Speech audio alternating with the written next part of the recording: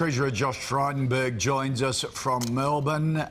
Treasurer, is it Sunkin? When on Saturday night did you think, wow, we're going to win this?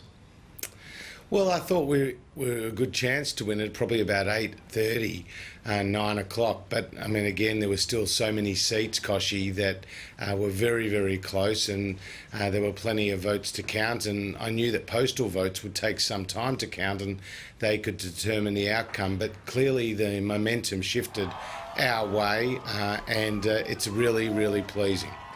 Do you have a theory on why the polls got it so wrong? Were people too scared to tell pollsters they were Conservative? Well, I mean, the pollsters got it wrong with Brexit, they got it wrong with Trump, and now they've got it wrong here in Australia. I think they have to look at their methodology. I mean, maybe so many people using mobile phones, many people not being prepared to talk to a pollster as well. The other thing is the polls are published on a national basis, whereas so much of the election is determined by ground games on a seat-by-seat basis.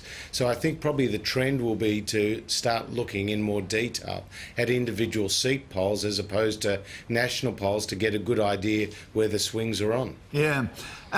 Your Kill Bill strategy really worked a treat. Focus on Bill Shorten, people's distrust, and also his tax reform, the scare campaign on tax reform. Was that the key, older Australians? Well, firstly, I think Scott Morrison connected with the Australian people very quickly, and he quickly became the preferred Prime Minister, and he showed great energy, conviction, belief as he crisscrossed the country, and I think the people saw him as one of them and somebody that they could relate to. As for Labor's policy, we always thought it was bad policy to increase taxes by that amount, particularly at a time of economic headwinds that we're facing domestically and internationally. They actually weren't increasing taxes, getting rid of a concession. Sort of you can drop the spin, you've won the election, but Kochie, they were increasing taxes on the high income earners, as you know. They were removing changes on trust to family businesses, superannuation. Yeah. Okay, so was that because Scott Morrison was criticised because people say he acted like an opposition leader. All he did in the campaign is attack Bill, but it obviously worked. That was the strategy? Well, Nat, I think we laid out a very clear economic vision and plan in our budget. It wasn't a plan for just 1 year, it was actually a plan for a decade.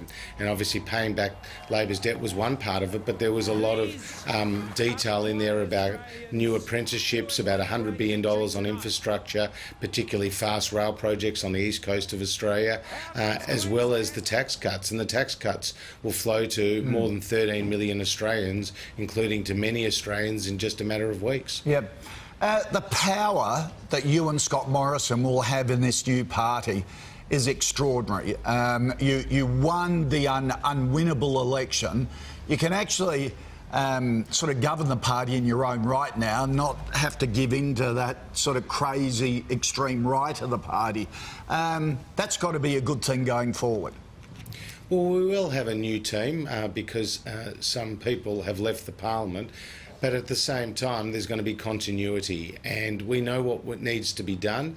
And it's not about us, Kochie, it's about the Australian people. They've sent a very clear message at this election that what matters to them is jobs, and as you know, we've set out a plan to create more than 1.25 million new jobs. They also have said climate change too. So, sure. And are you going to revisit that and be more committed to it? Well, firstly, we accept the science of climate change. Climate change is real. Oh, that's a good step forward. And we need to be part of the international agreement, namely the Paris Agreement, to reduce our emissions. And we have a plan for that. I mean, we set out the Climate Solutions Package, which is $3.5 billion, and we have a track record of meeting and beating our targets. But what is really important, and I think this came through the election campaign, is you've got to do it in a way that advances the economy, not hinders it. Yep. And that's what you need to explain to the Australian people. Tony Abbott, of course, lost Warringah. He was barely mentioned. Scott Morrison barely mentioned him in his speech. Will he be missed? Yeah, certainly, and I value his friendship as a colleague, but also the opportunity he gave me, Nat, when I first came into the Parliament.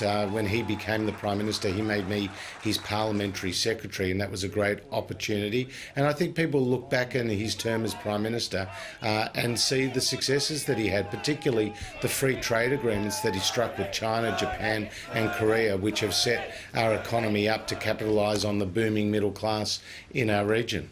Very gracious indeed. Congratulations. An extraordinary win. You couldn't inspire either of your football teams, the Sharkies or Carlton, though. But back to work. Port Adelaide's looking pretty good, aren't they? My God, well, they're pretty tough down there. We're just a little working class club, Josh. Okay. Come on. All right, mate. Have a good week. Here's Nat. Thank you. Wrap it up, Koch. A Queensland mum is warning other parents about the importance of checking their children's eyes. It comes